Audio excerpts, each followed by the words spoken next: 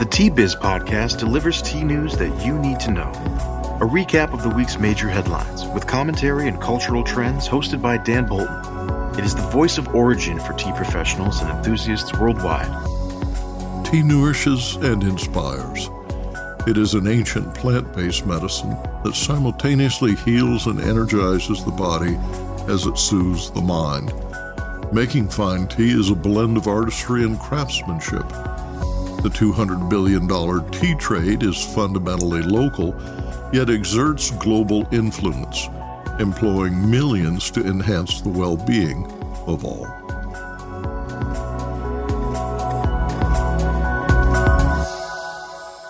Hello, everyone. Here are this week's headlines.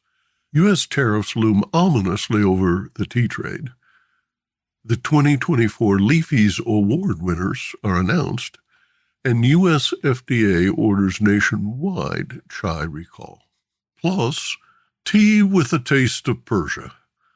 Tea grower and organic tea brand owner Zubin Amiri is a champion of the Caspian Sea tea growing region, an area that produces well-regarded Persian orthodox black teas. Iran's 92 million residents consume around 80 to 90,000 metric tons of tea annually, most of which is imported. Consumption averages 1.23 kilos of tea per person. That's a little less than 3 pounds, compared to the more than 6.5-pound average in 2013. In recent years, consumption has declined by more than half due to economic woes, competition with coffee, production declines from erratic weather, and the burden of sanctions that date back to 1979. Zubin joins us today to discuss the effect of the forced shift in trade from lucrative North America to European markets and finally Russia. He reports that while overall production declined last year to 28,000 metric tons, harvest totals could easily double by cultivating idled tea estates to meet domestic and overseas demand for premium, organic, pest-free, third-party certified teas. And now, a word from this week's sponsor. What makes a perfect cup of Ceylon tea? The perfect cup is from the tea businesses that ensure the protection of all the children living within their tea estates. We salute Kailani Valley, Telawakili, Bogawantalawa, Harana, and Eliftia tea estates. Support Save the Children, Sri Lanka. President-elect Trump's proposed trade policies include a significant shift towards protectionism, which could profoundly affect global tea trade dynamics. 3 key aspects of his trade agenda include universal tariffs.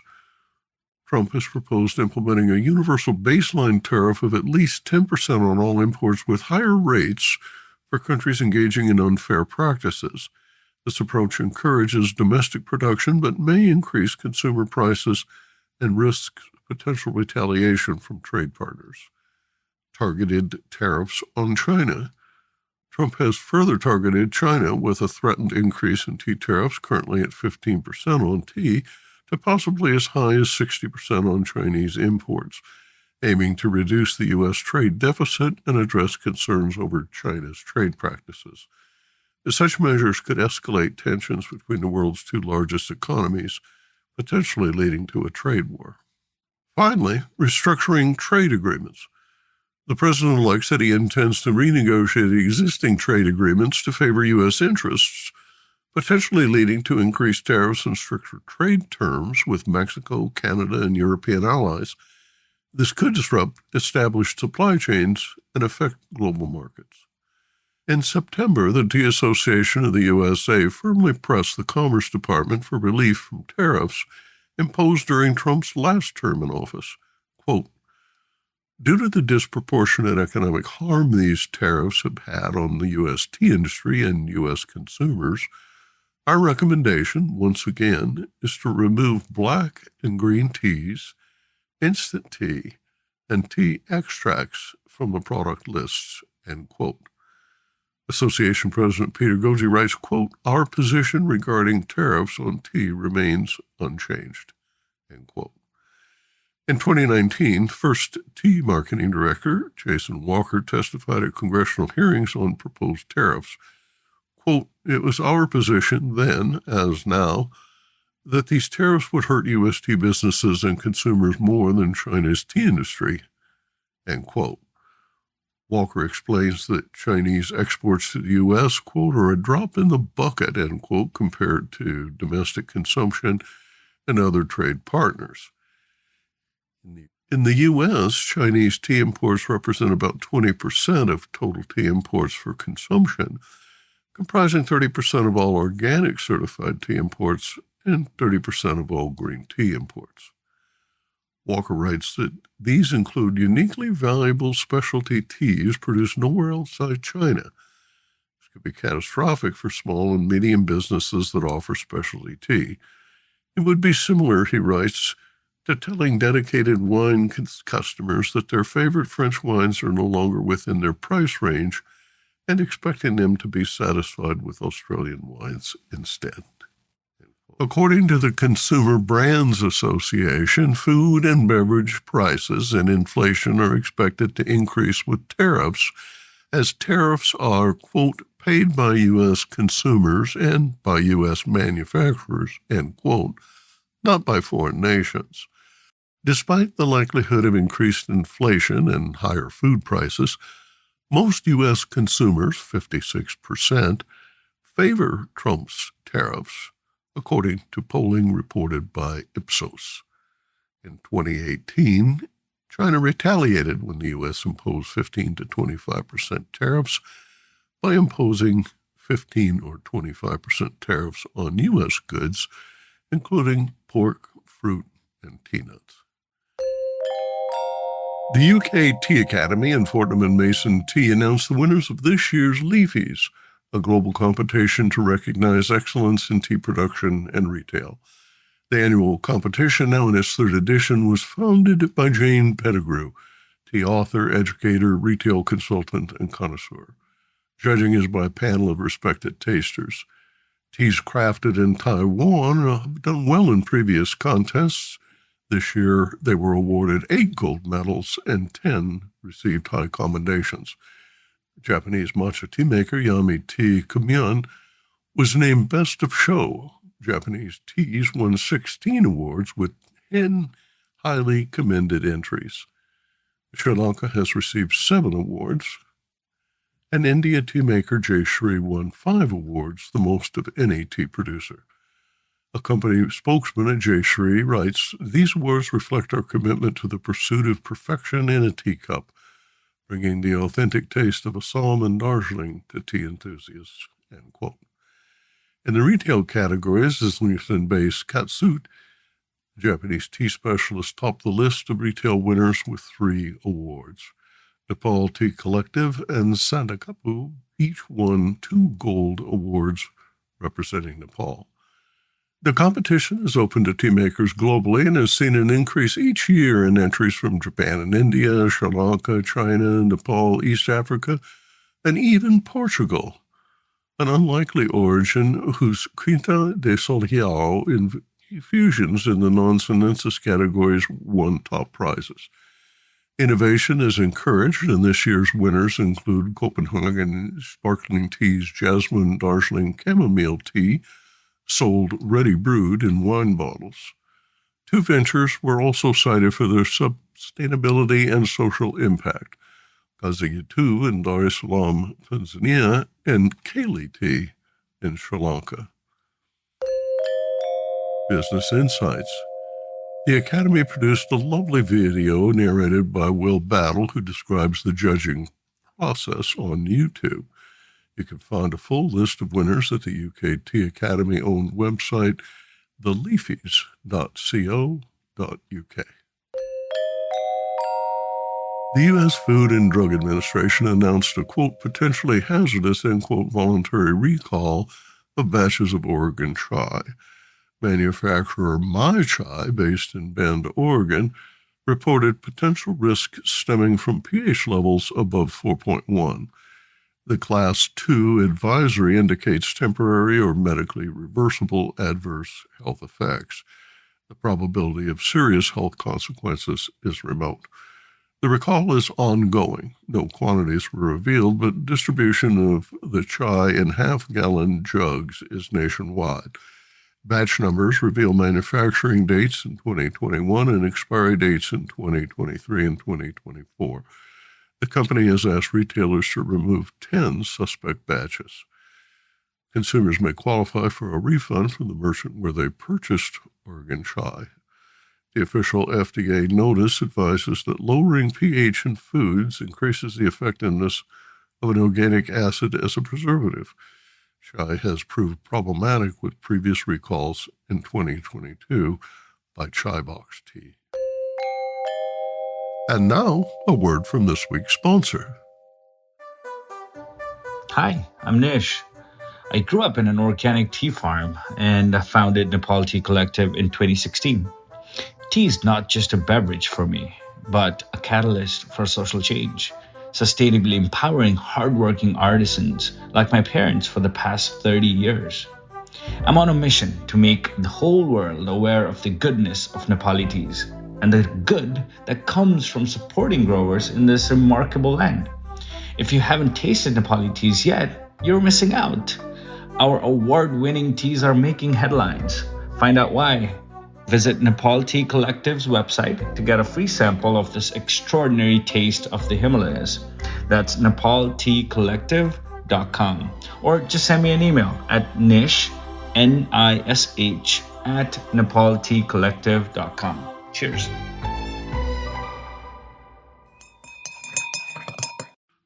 Tea grower and organic tea brand owner Zubin Amiri is a champion of the Caspian Sea tea growing region, an area that produces well-regarded Persian orthodox black teas. Iran's 92 million residents consume around 80 to 90,000 metric tons of tea annually, most of which is imported. Consumption averages 1.23 kilos of tea per person. That's a little less than 3 pounds, compared to the more than 6.5-pound average in 2013. In recent years, consumption has declined by more than half due to economic woes, competition with coffee, production declines from erratic weather, and the burden of sanctions that date back to 1979. Zubin joins us today to discuss the effect of the forced shift in trade from lucrative North America to European markets and finally Russia. He reports that while overall production declined last year to 28,000 metric tons, harvest totals could easily double by cultivating idled tea estates to meet domestic and overseas demand for premium, organic, pest-free, third-party certified teas. Zubin Amiri is the CEO and founder of Zubin Organic, an Iranian agribusiness that produces tea, walnuts, oranges, raisins, and wild pistachios. He's the fifth generation to manage the family-owned business, which was founded in 1898. Zubin has been a member of the board of the Iran Organic Association since 2008 and serves as vice president of the board of Bio Co-op of Iran. He graduated cum laude from the Kogad School of Business at American University and holds a degree in French studies at École des Roches, as well as a degree from the Institute of La Roche in Switzerland. More recently, he studied global sustainability management at UCLA. Welcome to the podcast, Zubin. I wanted to, first of all, express my appreciation towards your decades of putting time and effort and love into this industry and creating this awareness for farmers, for producers, for brand owners, traders, and your work deserve this appreciation. Thank you, Zubin. What are the inherent characteristics of Iranian tea? You know, Iran is famous for many agricultural products, pistachios, saffrons, even a variety of fruits, apples, citrus. And it's such a vast country with different climate zones. You know, we have about 11 climate zones out of 13 climate zones in Iran. So this gives us the ability to produce a vast variety of agricultural products on different parts of Iran. Now, where the best climate for growing tea has been found, it's on the north part, or I should say maybe north, more towards northeast of the country, south of the Caspian Sea, just by along the Caspian coastline comes up the Alborz Mountains that these tea farms are situated. And the way the mountains are situated and the distance from the Caspian Sea and the whole topography and the climate that is created very close to the Mediterranean climate there on the south side of the Caspian Sea, the moisture that it creates, the amount of rainfall that it creates, and the slope situated and the gradients of the slope, which is on average, it's about 30 to 35 degrees. These all affect the taste and aroma and the tasting of the tea.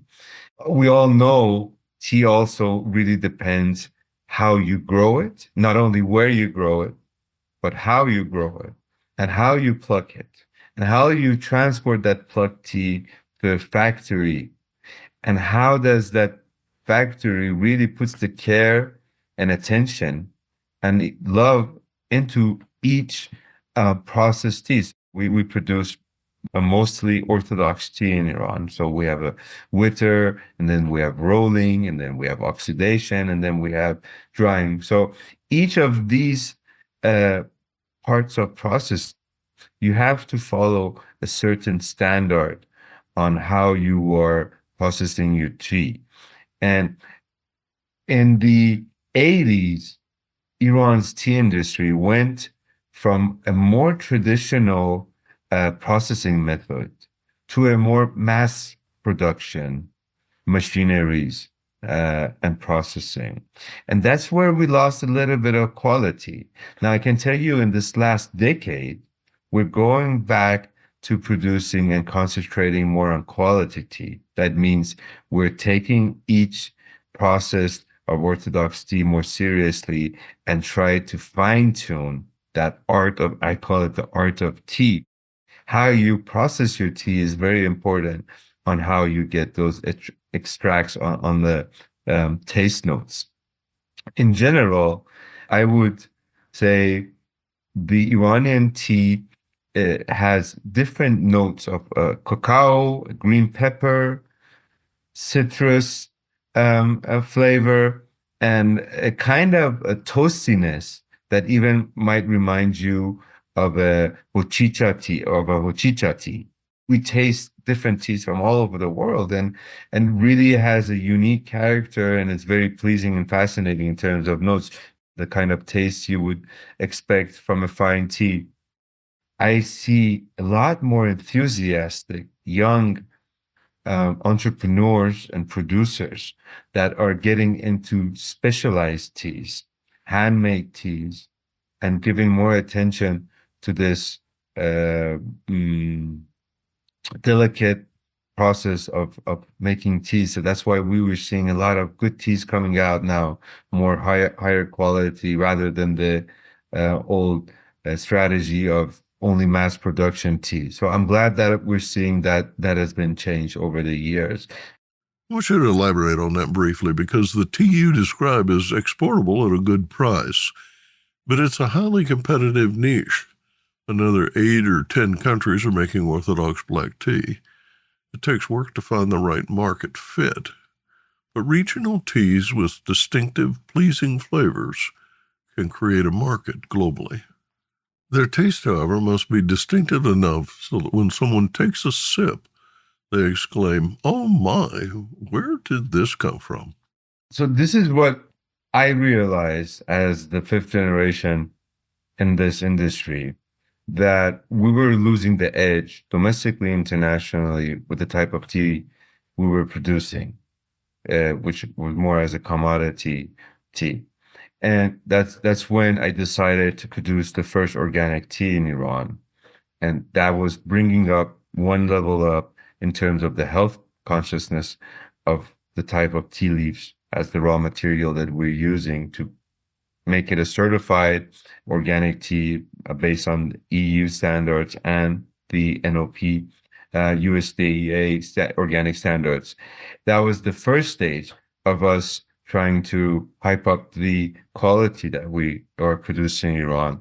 And then the second stage was the fine tuning of each process, from getting on the farms and growing this tea, from collecting them to transporting them, and then bringing it into the factory and not pushing it towards bringing it to that complete stages, taking the time and the rolling, not overloading the machinery that we use. If you are focused on the mass production, you're not going to put time, 3 hours or 3.5 hours in the oxidation level where all the characteristics or most of the characteristics of the black tea is made in there, the aroma, the color, and many of the noting characteristics is made. So that's time consuming and you have to be patient with it just when you want to brew it. And so that was a second stage that we got into in our own organization and company. And then the third stage was getting into the specialized tea, which is more hand processed teas, which it's very exclusive. It really takes the notes and flavors and the medicinal impacts to a different level. It's just maybe the touch of hand that goes into the process of making these teas. And you have to be much more patient than the regular machinery process into that. So that is where we find actually more demand for us in our tea, is to make more specialized handcrafted teas for the market. I think that the market wants something more unique in terms of characteristics of the tea they're drinking. Will you describe Iran's tea terroir and harvest cycle? Just the climate by itself, and the rich soil that Iran has by nature, and the very weather-friendly environment that we have on the Caspian coastline for growing tea, the experience of drinking a cup of tea from these mountains is what really motivates me and keeps me grounded. Iran's tea industry is a 6 months season. We start from late April to late October. That's our harvest season. And because of the winter is cold and these tea farms that are in the mountains get covered by snow, the pesticides is controlled by the cold and snow. There's no pesticization in the tea farms. They do perhaps use some chemical fertilizers or weed control substance, but they don't use any pesticides for controlling pests. So that's a big advantage in making Iran's tea a very healthy drink in terms of the emerald substances that you would find in, like, let's say, some tea in south of India or Sri Lanka that has heavily been pesticides. That's important for your export capabilities into European markets, particularly because the EU's maximum pesticide residue thresholds are a barrier for many tea trading countries. We have about 25,000 hectares of land that has been used for tea right now. Yeah. And this is giving us roughly about 30,000 of processed dry tea. Yep. For this year, 2024, 18 years ago, I would say, we were producing about 60,000 tons of processed tea, which now has gone down to 28,000 for this year. Last year was about 30,000, and the year before that was 33,000.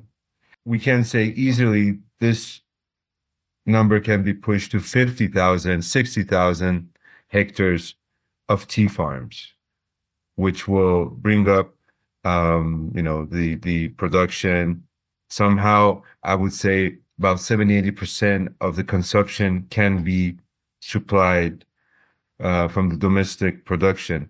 But there are many key elements right now playing in the Iranian beverage consumption. Living and working and producing in a country like Iran at this point of history, it's really inevitable not to get caught up with politics. Right, right. I can easily say that the sanctions have been really hurting the agriculture and food industries. These sanctions start being implemented in 2010 and 2011.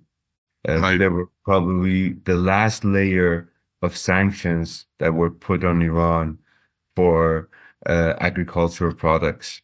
And well, this is not hurting the government, of course. This is hurting regular producers and farmers that are trying to make this tea and send it to everywhere in the world. We had to constantly shift our market from USA to Europe and working with Europe for a couple of years. Then they were not able to purchase our tea because of the sanctions that they were working with the American companies. They were not able to supply the Iranian organic tea to that market. So they shifted to the Russian market. Then Russia was sanctioned, Europeans. So that market was cut off. So it's really not only we have to juggle with the climate issues, domestic policies. Now we really are juggling with what markets are left for us to work and maneuvering around these sanctions so we can survive. Iran drinks a lot more tea than what is currently cultivated, but you've got idle tea land that could be used. What's your guess on how many additional hectares could be cultivated? Yeah, I agree. That's a great potential in the industry that we have, being a tea consuming market. However, the behavior of the beverage consumption has recently changed. Some part of it has been taken by coffee, and some part of it has been taken by herbal infusions. Right. So 5 years ago, Iran was importing about 10,000 metric tons of coffee into the country.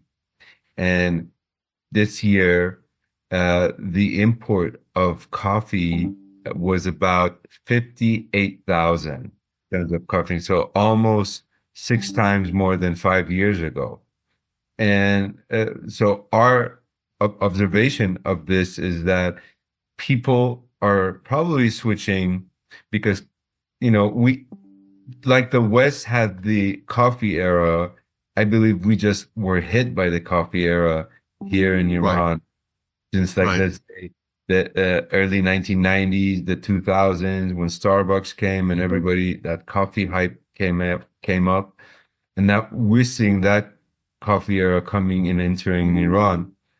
We've opened these coffee shops all over the town and cities. And so, coffee consumptions have gone up by 5 times. Tea is still a number one drink in Iran, make no mistake. In the 1990s, we had a change in type of expectation and tea that we were producing. So we got familiar with scented teas, like, bergamot flavors, which are chemical flavoring to the tea.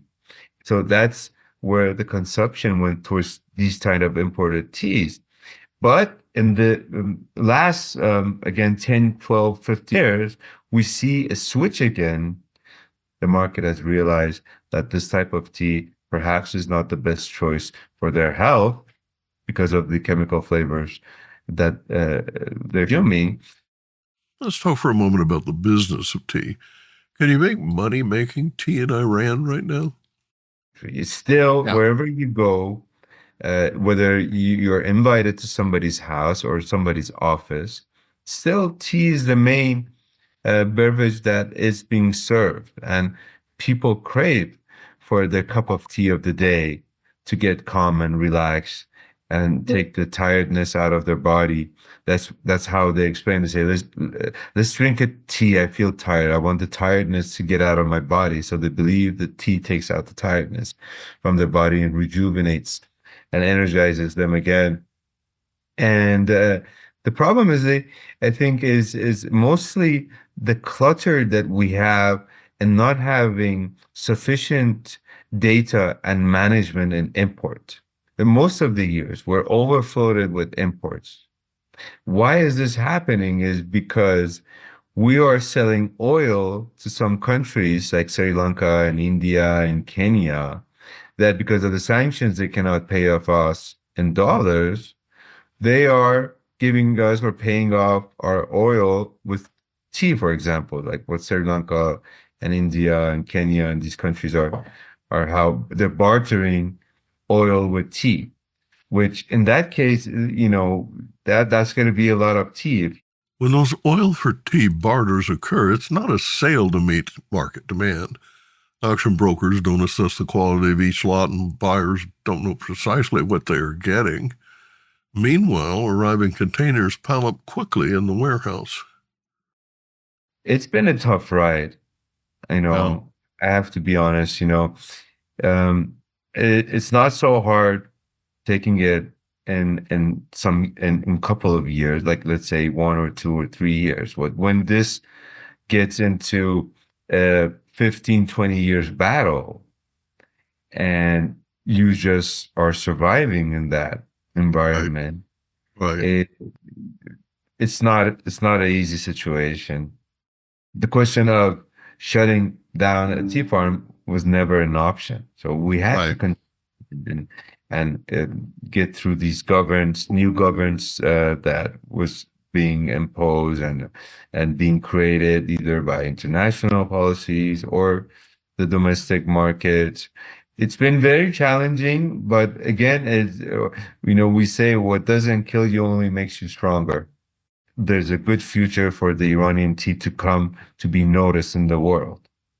That's my main optimistic view and really what is taking me forward every day. And while this is happening, we are working on fine-tuning that mastery of art of tea making.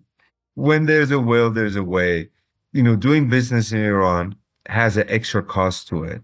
When you have to go around the sanctions, you're not doing anything bad. It's just you want to sell your tea. We're eager to open these channels and have this fascinating tea to our tea lovers, to all these tea lovers around the world.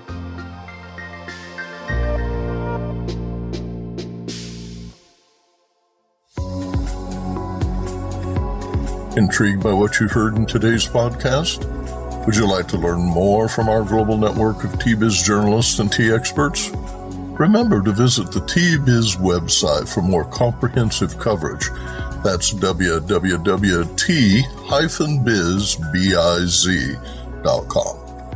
Thanks for listening. Farewell till next week.